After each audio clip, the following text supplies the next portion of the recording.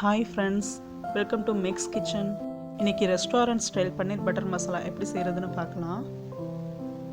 ரொம்ப சிம்பிளாக ஈஸியாக டேஸ்ட்டாக எப்படி பண்ணுறதுன்னு பார்க்கலாம். அதுக்கு முன்னாடி என்னுடைய சேனலை சப்ஸ்கிரைப் பண்ணலைன்னா பண்ணிக்கோங்க. இப்போ நான் ஒரு கடாயில் எண்ணெய் ஊற்றி வச்சுருக்கேன். இப்போ நான் 200 கிராம் பன்னீர் எடுத்து வச்சுருக்கேன். இதை க்யூப் ஷேப்பில் கட் பண்ணி வச்சுருக்கேன். இதை நான் இப்போது ஃப்ரை பண்ணி எடுக்க போகிறேன். ரொம்ப டீப் ஃப்ரைலாம் பண்ணக்கூடாது, சும்மா லைட்டாக 2 சைடும் போட்டு எடுத்தால் போதும். ரொம்ப ஓவராக ஃப்ரை பண்ணால் நல்லா இருக்காது, ஒரு மாதிரி ஹார்ட் ஆகிடும் பன்னீர், அந்த சாஃப்ட்னஸ் போயிடும். எதுக்கு ஃப்ரை பண்ணுறோன்னா நம்ம கிரேவியில் போடும்போது அது உடையாமல் இருக்கணும் அப்படின்றதுக்காக தான் இதை ஃப்ரை பண்ணுறோம் ஆயிலில். ரொம்ப சின்ன பீசஸாக கட் பண்ணிங்கன்னா அதுவும் உடஞ்சி போயிடும். கொஞ்சம் பெருசாகவே கட் பண்ணிக்கோங்க இந்த மாதிரி க்யூப் ஷேப்பில். சும்மா போட்டோன்னா 2 சைட் போட்டு ஃப்ரை பண்ணி எடுத்துடணும். ரொம்ப நேரம்னா ஃப்ரை பண்ணக்கூடாது.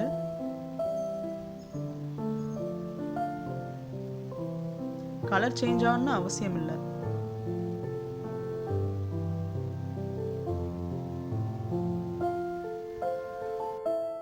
இப்போ 2 சைடுமே ஃப்ரை ஆகிடுச்சு. இதை நான் ஒரு பிளேட்டில் எடுத்து வச்சுக்கிறேன்.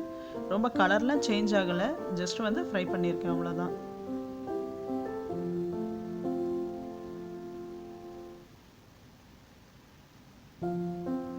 பாருங்க, அவ்வளோதான். எல்லாத்தையும் எதுவுமே எடுத்துக்கிறோம். இப்போ அதே கடாயில் பட்டை, கிராம்பு, ஏலக்காய், மிளகு, ஜீரகம், 2 மிளகாய் இதை போட்டு நம்ம வறுத்துக்கலாம். இப்போ நான் இதுக்கு ஒரு வெங்காயம் கட் பண்ணி வச்சுருக்கேன், பெரிய வெங்காயம், அதை சேர்த்துக்கிறேன். கிரேவி நிறைய வேணும்னா நீங்கள் 800 வெங்காயம் கூட சேர்த்துக்கலாம். இந்த கிரேவி இப்போ நான் பண்ணுறது 4 பேர் கிட்ட சாப்பிட்டுக்கலாம். இப்போ இதுக்கு தேவையான இஞ்சி பூண்டு பேஸ்ட்டு சேர்த்துக்கிறேன். இஞ்சி பூண்டு பேஸ்ட் இல்லைன்னா நீங்கள் ஒரு 5 பூண்டு, கொஞ்சம் இஞ்சி, அதை கூட சேர்த்து நீங்கள் டைரெக்டாகவே வதக்கிக்கலாம். இப்போ ஒரு வெங்காயத்துக்கு 2 தக்காளி நான் கட் பண்ணி வச்சுருக்கேன், அதை சேர்த்துக்கிறேன். இன்னும் வெங்காயம் எக்ஸஸாக போட்டிங்கன்னா அதுக்கேற்ற மாதிரி தக்காளியும் நீங்கள் ஒரு 2 தக்காளி எக்ஸஸாக சேர்த்துக்கோங்க. இப்போ இதெல்லாம் கொஞ்சம் நேரம் குக் பண்ணலாம், பச்சை வாசனை போகிற அளவுக்கு. இப்போ பாருங்கள், வெங்காயம் தக்காளி நல்லா வதங்கிடுச்சு. இப்போ நம்ம ஸ்டவ் ஆஃப் பண்ணிடலாம். இப்போ அது ஆறட்டும். அதுக்குள்ளேயும் ஒரு பவுலில் நம்ம கொஞ்சம் மல்லிப்பொடி, 1 ஸ்பூன் மல்லிப்பொடி, கொஞ்சம் கடலை மாவு, இப்போ இது கூட ஒரு 1/4 டீஸ்பூன் மஞ்சத்தூள், ஒரு ஸ்பூன் காஷ்மீரி சில்லி பவுடர் சேர்க்குறேன். இது ஒரு கலருக்காக சேர்க்குறோம், இது ரொம்ப காரம் இருக்காது. கடலை மாவு எதுக்கு சேர்க்குறோன்னா கிரேவி திக்னஸ்க்காக. இப்போ இந்த எல்லா பவுடரையும் நல்லா மிக்ஸ் பண்ணி வச்சுக்கலாம். ஹோட்டல்ஸில் கிரேவி திக்காக இருக்கிறதுக்கு ரீசன் இந்த கடலை மாவு தான். இதுதான் அவங்களுடைய சீக்ரெட். வெங்காயம் தக்காளி நல்லா ஆறிடுச்சு. இப்போ இதை நான் ஒரு மிக்ஸி ஜாரில் சேர்த்து நல்ல ஒரு பேஸ்ட்டை, ஃபைன் பேஸ்ட்டாக பண்ணிக்க போகிறேன். தண்ணி எதுவும் சேர்க்க தேவையில்லை. இப்போ இன்னொரு கடாயில் 2 ஸ்பூன் அளவுக்கு பட்டர் சேர்க்குறேன். இது நல்லா மெல்ட் ஆகட்டும். இப்போ பட்டர் மெல்ட் ஆனதுக்கப்புறம் ஒரு பிரிஞ்சி இலை, அப்புறம் நம்ம மிக்ஸ் பண்ணி வச்சுருக்க அந்த பவுடர்ஸ், அதை போட்டு கொஞ்ச நேரம் ஒரு 2 நிமிஷம் ஃப்ரை பண்ணிக்கலாம். ஏன்னா அதனுடைய பச்சை வாசனை எல்லாம் போகணும், அதுக்காக தான். இப்போ அந்த கடலை மாவு நல்லா பட்டர் எல்லாத்தையும் அப்சர்வ் பண்ணிடுச்சு.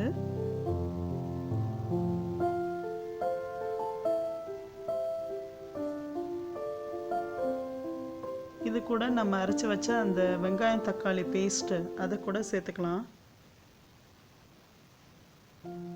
இப்போ நான் ஆயில் எதுவும் சேர்க்கலை, ஏன்னா ஆல்ரெடி வெங்காயம் தக்காளி ஃப்ரை பண்ணும்போது நம்ம ஆல்ரெடி ஆயில் நிறையவே சேர்த்துருக்கோம், அதனால் தேவையில்லை. இப்போ எல்லாத்தையும் நல்லா மிக்ஸ் பண்ணி விட்டுக்கலாம். இப்போ இது கூட நான் ஒரு 3 ஸ்பூன் அளவுக்கு புளிப்பு இல்லாத தயிர் சேர்த்துக்கிறேன். இதையும் சேர்த்து நல்லா மிக்ஸ் பண்ணிக்கலாம்.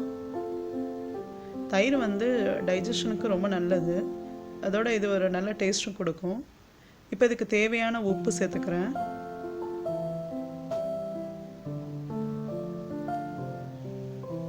இப்போ நல்லா மிக்ஸ் பண்ணி விட்டுட்டு இப்போ கொஞ்சம் கரம் மசாலா கொஞ்சம் 1 ஸ்பூன் அளவுக்கு சேர்த்துக்கிறேன். இப்போ எல்லாத்தையும் நல்லா மிக்ஸ் பண்ணிக்கலாம்.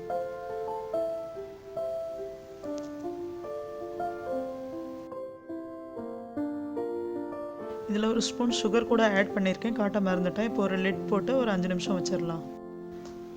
5 நிமிஷம் கழித்து இந்த மசாலா கிரேவி வந்து நல்லா ரெடி ஆகிடுச்சு. இப்போ இந்த ஸ்டேஜில் நம்ம வந்து ஃப்ரை பண்ணி வச்சுருக்க அந்த பன்னீர் பீசஸை இதில் ஆட் பண்ணிக்கலாம். இப்போ இந்த கிரேவியை இந்த பன்னீர் மேலே வந்து நம்ம கோட் பண்ணி விட போகிறோம். ரொம்ப சிம்பிளான ஒரு பொருட்களை வச்சு, வீட்டில் இருக்கிற பொருட்களை வச்சே நம்ம வந்து இந்த கிரேவி பண்ணியிருக்கோம். இது வந்து பார்த்திங்கன்னா ரொம்ப டேஸ்ட்டாக இருக்கும். நம்ம ரெஸ்டாரண்ட்டில் வந்து சாப்பிட்ற அதே டேஸ்ட்டு தான் அது இங்கே இதுவும் இருக்கும். கடலை மாவு சேர்க்குறதால வந்து பார்த்திங்கன்னா கிரேவி இவ்வளோ திக்காக இருக்குது. ரொம்ப ஈஸியாக பண்ணிடலாம் இது. இப்போ நான் இது கூட ஒரு ஸ்பூன் கீ ஆட் பண்ணுறேன். ஸோ இதெல்லாம் ஆட் பண்ணிவிட்டு ஒரு 2 நிமிஷம் மட்டும் நம்ம வந்து ஒரு லிட் போட்டு வச்சிடலாம். ஏன்னா அந்த கிரேவிலாம் வந்து அந்த பன்னீரில் கொஞ்சம் இறங்கணும், அதனால்.